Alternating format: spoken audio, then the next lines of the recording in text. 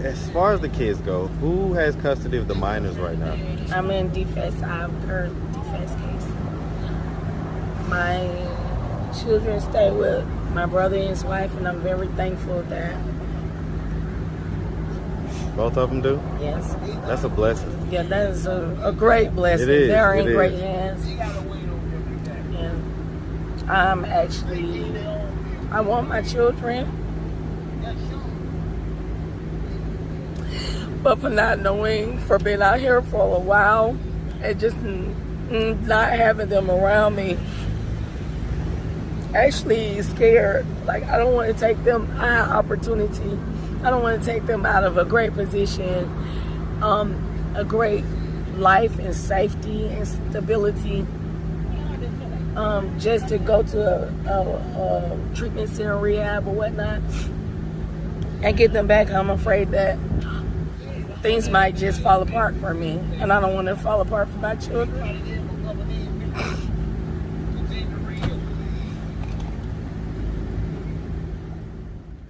What's up, YouTube? Become a member of the channel. Click the join button. You're going to get access to exclusive content, more updates, post-interview reactions, and the lost tapes that never made it to YouTube. Click the join button. Become part of the family. Now back to the content. What's up, YouTube? Atlanta Street Interviews out here with another one. So we got a young lady with us today. How you doing today, miss? I'm doing blessed. Okay, awesome. Beautiful smile, by the way. Beautiful smile. Thank you. So are you homeless? Yes. Okay. How old are you? I'm 39. I'll 39. be 40 next month. 40 next month? Yes. Oh, man. Are you a Leo? No, I'm a Virgo. Virgo. Oh, Yes. man. Okay. My coach is a Virgo, man. He's a great guy. All right. So, and happy early birthday. Thank you. All right. And so how long have you been homeless? I want to say for about 4 years. Okay. And so are we talking Maybe about 5. 4 or 5 years straight, or are we talking on and off with periods of having a roof over your head? 4 or 5 years straight with periods of having a roof over my head. Okay. And so when you have a Until roof a over your shelter. head, okay, so that's like a shelter? Yes. Okay. Are you in a shelter now? No. No? All right. So like, where'd you sleep last night? In my car. In your car? All right. And so what was it that happened 4 or 5 years ago that caused you to become homeless? Well, I actually moved. From Georgia to Philadelphia, and basically, me being brave and trying to change my actual regional environment, thinking that the North was better than the South as far as resources. Then I ended up in an environment basically that was dangerous. It was, I lived in North Philly, basically. Right, so you lived in the hood. Yeah, but I wasn't aware of what was around me as far as that concerns. What was around you? Danger, like people shooting, and when I first moved there, I had my daughter with me. She's 12 going on 13, and we went to a store, and I just went there just to buy cigarettes, and basically, I felt nervous. Basically, we had to duck gunshots, and I had just lived there, just moved in my home for a week. Okay. So when you went up there, was you homeless already down here in Georgia? No, I had Section 8, and I had just basically transitioned and moved there, or relocated. Just because I guess you thought it was better? You thought it was... Yes, I thought it was better. Was that the only reason? No, I also moved to Philadelphia because I needed to get, basically, I had a traumatic brain injury when I was 19 years old. I was beaten in the head with a 4-way little tire changer or pool stick, picked up and thrown on the ground. And from there, I now had care that I actually needed from there. And then once I got to Philadelphia, I started getting my diagnosis because their college studies the brain injury, so I actually went to the neurologist and got the actual diagnosis that I should have had in 2002 when it happened. I should have had that diagnosis, but I got it in 2018. Okay. So what happened during that incident? Why did all those things happen to you? Okay, so I was in love with a guy, and it was high school love. We growed up together, and basically I made the wrong decision of just choosing the wrong type of guy off of I really like him. So we were together for like 4 years or 5 years, and we have a daughter together. She's now 22 next month, and he's never beat on me, or I didn't even know that he was I just woman beater or whatnot, until he took me 4 years later, after being with him, after I had my daughter. He took me from Georgia to Florida, and he had other plans of basically trafficking, and I did not know that. I broke up with him, and then he beat on me for the very first time. That was just a fist fight. I left from him. He found me. He beat me again with his hands, and I left again. He found me, and I was in a car, and he busted windows out and beat me with a four-wheeler tire changer, picked me up, threw me on the ground. I probably was out for about 30 minutes or so, and I got up off the ground, could not see. I climbed the fence, and from climbing that fence, I believe that God told me I made it on top of the fence, and it was a light at least 10 foot high. God told me to just drop back on this side of the fence instead of that side, the other side on the right, because it was dark over that side. So I dropped down and I bent like that, and that's when he had a pool stick and beat me with it. But I believe that if I had went over the other side of the fence where nobody could see, he would have killed me instantly. But he did try to kill me. Okay. Did he go to jail for those things? Yes, he did. All right. He was supposed to serve 35 years. He only served 15. And you end up getting sentenced 35 years?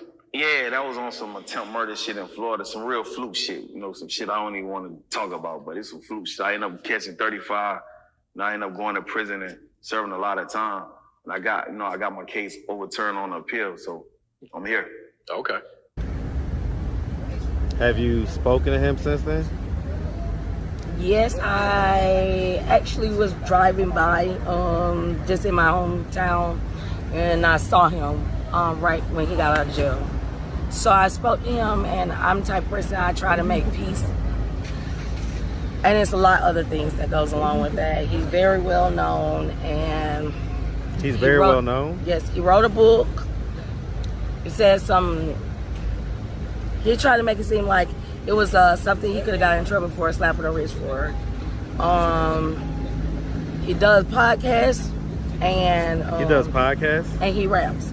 So he basically, in his music and podcasts, he puts it out there as if I'm a bad person.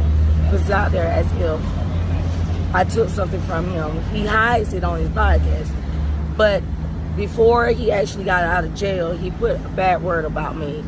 And so therefore they're like basically to bring harm to me. So he defiled my character before I even had a chance in life. So from that point I went through a tremendous amount of things. What's the name of his podcast? I can't say so. He's a rapper too? Yes, I really Oh, I get it, but is he a current rapper or like a current rapper? He's got songs on the radio right now? I'm not sure if they're on the radio, but he's they're like very popular. Very popular. Yes, that's all I got to say right now, because I really cannot. I am afraid to actually not be in the position that I need to be in. Okay. To actually speak about it. So let me ask you, have you ever been married? No. No? Okay. So let's just start from the beginning. Where are you from? I'm from Macon, Georgia. Man, shout out to Macon, man. Shout out to Big Macon, Georgia. Hey, man, and so growing up in Macon, did you have both your mom and your dad in the household? Yes. Okay. Were they married? Yes. All right. How many brothers and sisters do you have? I have 3 older brothers, 1 older sister, 1 younger brother, and 2 younger sisters. All from the same mom and dad? No, 3 older brothers and 1 older sister, and I'm the baby of my mother and father's 5 children with Okay, okay. So growing up in the house, you was kind of the baby of the crew? Yes. All right, all right. Would you say growing up that you had a fairly normal childhood? No. Tell me about it. Well, I grew up in a family business, and so I worked as a child. I was pretty much say at least from 7 years old till at least 18 years old. So every day, if whatever you could do as far as work at a young age until you can actually do the whole the whole job of what you need to do per se, it's a restaurant. So basically, I was probably running cash register, taking people's orders at the age of 8. So it's family restaurant, family business. Is the restaurant still operating? Yes. Okay, and it's down in Macon? Yes. Okay, all right. All right, and so did you go to high school? Yes, I went to high school. Did you graduate? Yes. All right, any college? Yes, I have some college. What college did you go to? I went to AIU in Buckhead before, just trying to start my dream of being a fashion designer, since I wanted to be that since 16 years old. And because of tuition and I already had a daughter, I just could not finish my career. Okay. And I didn't have co-signer. And so, how many kids do you have? I have 3 children and 1 grandson. All right, and so you got the 22-year-old. We said we got a 12-year-old. And I have a 2-year-old son. 2-year-old. And a 3-year-old grandson. Okay, all right. All right, and so the 2-year-old, where's that dad at? His dad is just not involved in his life. Says he wanted to be involved in my son's life, but he's not doing anything to them. And so, I mean, 2 years old, you say you've been homeless for 4 or 5 years. So, did you meet him while you were homeless? Yes, I did. Was he homeless as well? No, he had a house. He had a house? So, were you living with him? Yes. Okay. So, that's what you mean with the on and off as far as sometimes, because you said about a shelter, but... No, I've actually, from 2018 is when I feel like things start going wrong for me, and that's when I moved to Philadelphia. So I actually fell into substance abuse at that time, which I already had an issue with alcohol or whatnot, but someone put something in my drink, and then it led to something else as far as substance abuse. So what are we talking, crack? We're talking cocaine and crack, yes. So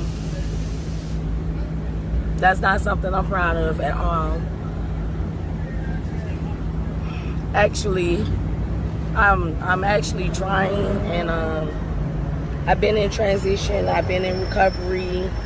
So from 2020 of June till December 2021, I've been in recovery in actual rehab.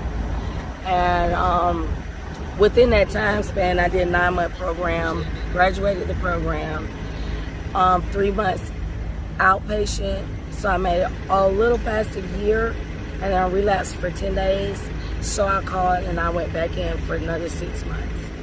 So I was entailed to actually have housing, and I actually had Section 8, but they made my voucher too low that I couldn't afford it. So my voucher was $500 for a 1-bedroom apartment, and I couldn't find anywhere to live, so I lost my voucher. And so when I got out of recovery, I didn't have a place to live. I get it. So it put me back in my in the same circumstance. I'm trying not to cry. How's all this make you feel?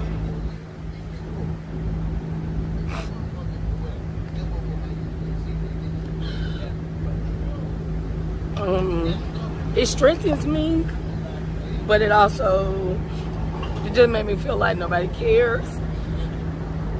And I feel like, why do I have to go through this type of life? Because this is not life I asked for. I don't really know what else to say for that. Okay. So I mean, as far as the kids go, who has custody of the minors right now? I'm in defense. I have a current defense case. My children stay with my brother and his wife, and I'm very thankful that. Both of them do? Yes. That's a blessing. Yeah, that is a great blessing. It is. They're in It great is. hands. And I want my children, but for not knowing, for being out here for a while, and just not having them around me, actually scared. Like, I don't want to take them out of opportunity.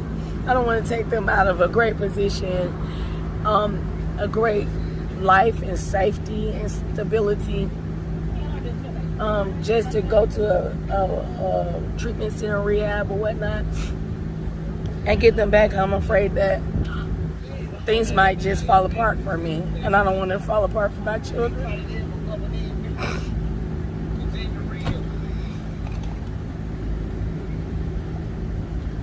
So actually, I just left the place last week. Normally, I really wouldn't do that. It was a great place, and God willing, I'm going back. You talking about a rehab place? It's more a faith space. It's very different. Okay. And When was the last time you saw the kids? last month I saw my children. I only get to visit them once a month. What are those interactions like? Loving, very loving, and fun, and touching. And the visit is only for 2 hours, so I'm rushing the whole time, trying to get food, make sure they eat, warm the food or whatnot, play. But because my children are different ages, my daughter is 12 and my son is 2, I'm having to watch him, but she's used to me actually being loving. Like when I say loving, I mean she still my baby.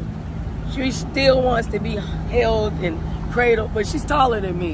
And I'm like, wow, I'm trying to do that, but it's like, wow, and she's very sweet and beautiful. And God is blessing her. And smart. She's very smart. My son is too. So I actually don't let myself feel like the pain as far as crying. I just be thankful and let it be more so uplifting when I see my children. Do you think that sometimes keeping that pain in is what may result in some of the going back to crack and stuff like that? I actually do. Yeah. I think sometimes that we need to, as a community, we need to learn to release our pain. I think that we have been taught that holding it in is the right thing and the strong thing to do. But look at the results, man. The results speak for themselves. So I'm going to encourage you to let it go when you need to let it go. I agree. Like, just crying just now actually give me a sense of normalcy. But being in the environments of being homeless, it's actually looked at as a sign of weakness. No, you're right. And that's why, that's one of the things that my videos have revealed. Trust me, you're not the first person to cry on this channel. Not even by far. And I think that people sometimes just need to let it go, man. And so that's what I try to do. I try to provide a space and a little bit of time where the focus can be on them and they can talk about what they've been through and reflect on that in that moment and let it go. There you go. So, all right. Well, listen, you're a lady out here on the street, so I have to ask these questions. Okay, so these are logistical questions, but as far as it goes, you know, you're pretty, got a nice shape and everything else. Do men offer you money for sex? They do. And do you do that? No, I have, but as far as is it a something that I seek after? No. When was the last time you did it?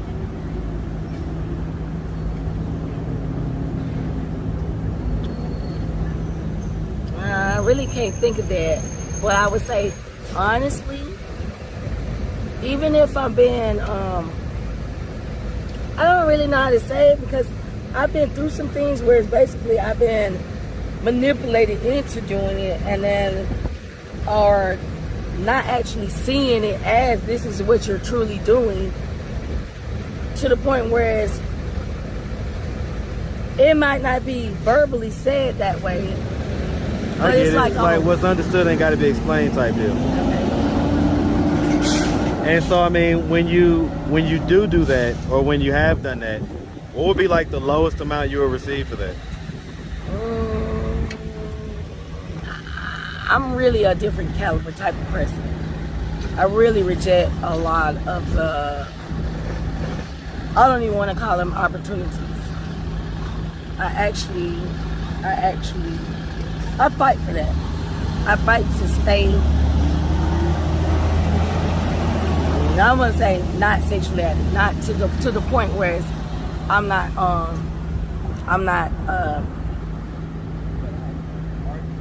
to the point where I'm not hurting myself, because I'm actually scared. I'm scared. Like, I mean, it can be dangerous out here. Last night, I was in a situation, and it's like trying to be lured, or guys trying to lure me. One guy, and it was just what I thought it was. You knock on a few doors in the hotel, and I'm thinking, he knocked on these doors, and one thing, hold up, wait a minute, I gotta talk to this guy. But they didn't come to the door, but I figured it was a signal, in which I do believe I was correct.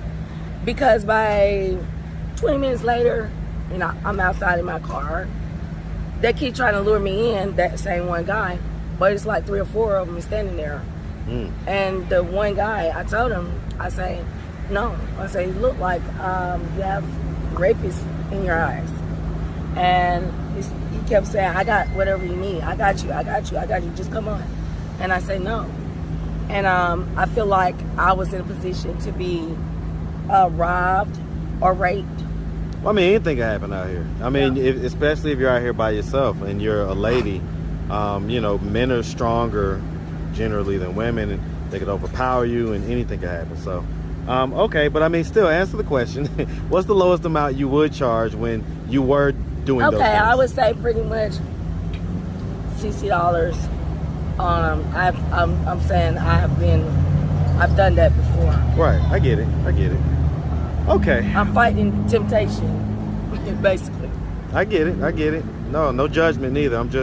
I get that data so that we can start to piece together, and that young ladies can understand how things can get if you get into certain lifestyles and make certain decisions and choices in life. Let me ask you about that. So real quick, you know, when you reflect on the type of choices of men that you've made, particularly to deal with and have kids with, do you regret making these decisions? You know, like, were there other guys that maybe weren't, you know, kind of the bad boy types that liked you, that you may have either friend zoned or passed on, but then these guys that, you know, kind of were more exciting, you chose? Is that kind of a good summary of how you've gone about making your decisions in men? No. Okay, tell me about it. Actually, I just, like I said, I fell for the wrong guy. Like, he was already in the street life as far as dealing. I just liked him because I thought he was handsome, and we growed up together. So basically, I chose from the beginning. I made the wrong choice. I rebelled against my parents.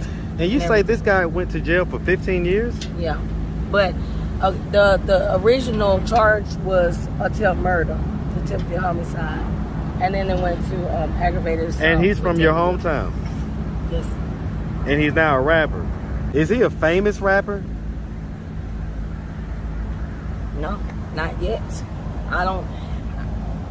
Up and coming. That's all I can say. Up and coming. And he's got a does he have a popular podcast or just like a? I really don't know because a lot of things are kept hidden from me. If like he has the city supports him basically. I only know one it's a rapper business. from Macon. We're not gonna say that's not that person. Okay, So, I was about to say. Most definitely, and that person's not. It's definitely not that person. Okay. I would not. Okay, so this is a lesser known rapper from Macon, who's up and coming. He's trying to get his rap career going. Lord, I'm scared. I am scared. Okay. All right, so I mean, at this point, what are we doing to try to get ourselves out of this position of being homeless and on the street? Well, I do have a car. I've had since I've been in transition as far as recovery and in and out. I have not gotten everything that I need to take care of with my car. So during the time period, I've got my license. I just need to take the picture for my license, and God willing, I'll be doing that today or tomorrow. I got my insurance, and so I'm just trying to move forward. I need a tire, and so I'm trying to get that done and then get an actual job and move forward. I'm planning for the future as far as if I cannot go into another treatment center. Right. And at some point, I know I do have to stand on my own. Yeah. And just kind of be, like you say, just stable, on your own 2 feet. All right, miss. Well, listen, if anybody out there wanted to reach out, help, or donate, do you have a way they could do that? Do you have social media, Cash App, anything like that? I do. Okay, what you got? My Cash App is the letter D, the word business, 82. Business just spelled regular? Yes. Okay, D Business 82. Yes. Any social media, anything like that? I want to be an entrepreneur one day, so. Absolutely. My social media, I don't really do a lot of that as far as my Facebook concerns. My Facebook is Daaiyah Huda, or actually 2. So it's my first name and middle name. How do you spell that? So I have 2 Facebook. One I cannot get into, or depends. Right. So basically, it's Huda Daaiyah, Huda, and Daaiyah, Daaiyyah. Okay, yeah, I was about to say, you definitely gonna have to spell that one. I'm like, Huda who? Exactly. Okay. All right, cool. Well, listen, miss, we really appreciate you taking the time, answering all of our questions, and we definitely wish you nothing but the best out here, okay? Thank you. All right, you make sure you have a good one. You as well. All right. That is hard.